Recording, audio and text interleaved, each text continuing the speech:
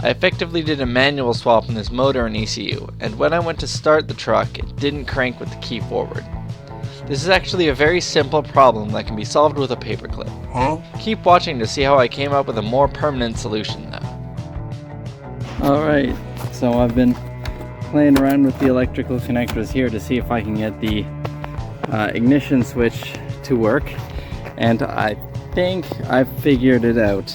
I've been checking out the power, and what seems to be happening here. I actually did a really poor job of explaining this in the video, so here's what I'm trying to say. This is the wiring diagram for the starter circuit from the Haynes manual for these trucks. This may look complicated, but I'll keep it simple. This is where the power is, and this is where I'll need to go. Once it's here, the vehicle will start. The first couple things here is the ignition switch and a few connectors. So as long as we can put the key forward, we can ignore this section of it. This is going to be the important part. This to make sense, we must keep in mind that this part takes place on the engine harness. Because the engine harness is from an automatic transmission, we'll have to follow the AT wire. On this AT wire, there's only a connector and a neutral safety switch. We're gonna have to bypass that neutral safety switch in order for this vehicle to start. So this is gonna look like the plug that goes to the transmission with a bunch of wires on it. Importantly for us, we're looking for the purple and white wire that sends power to it, and the yellow wire that sends power out. And they're both gonna meet at the underhood fuse box. Then goes the purple and white here, which is this one here, and that one has power when we put the key forward. I believe this yellow wire, both the yellow and the purple wire, are coming down here, with the purple wire and the yellow wire being visible right there.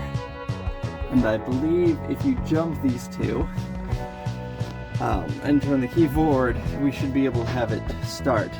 I'm going to heat that up because they glue them together. I just have a hair dryer, but hopefully that should be enough to pull that apart, and then we'll go from there. All right, a little bit of heat and the connector actually came right off.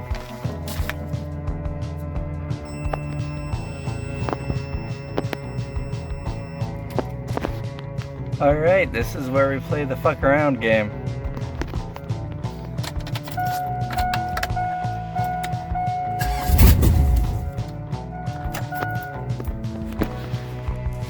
Yeah, that'll work.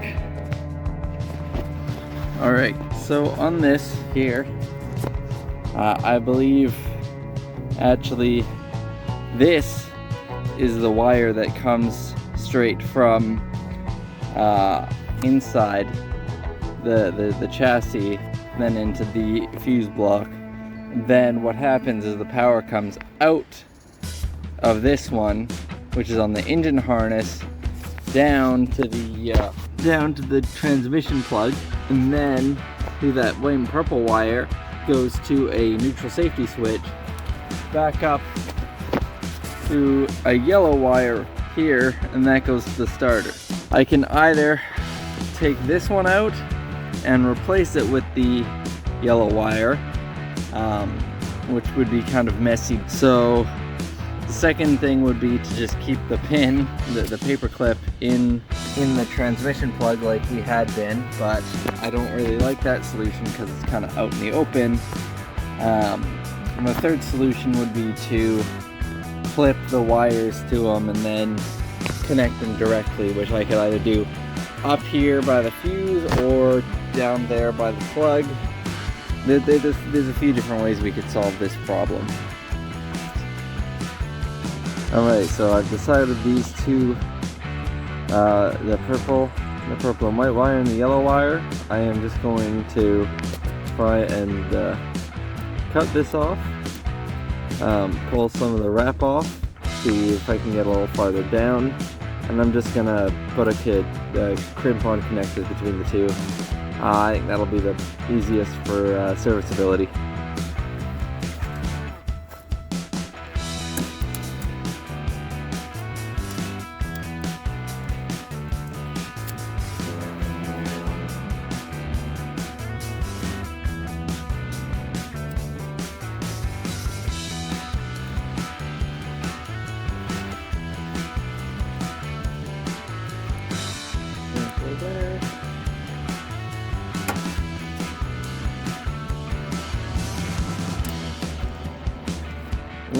use one of these guys to crimp them two together, because this should be removable.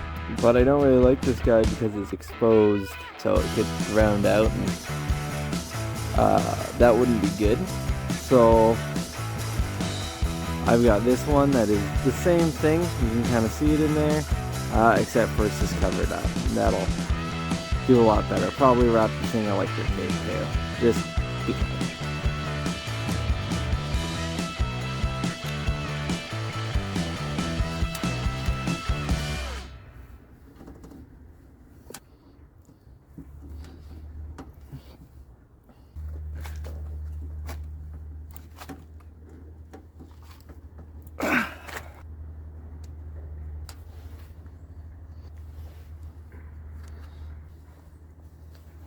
That'll do.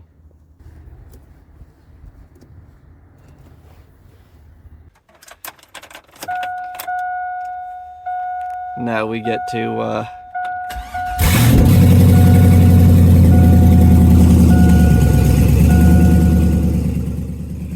easy as that. I hope this helps some of you out there with your engine swaps or manual swaps. If you swapped your engine from another truck, you may also have issues with the engine not staying running after it starts. Check out my last video for more information on that. Also, check out my full video where we take the freshly dropped in motor and get it to the point of starting. Thank you for watching.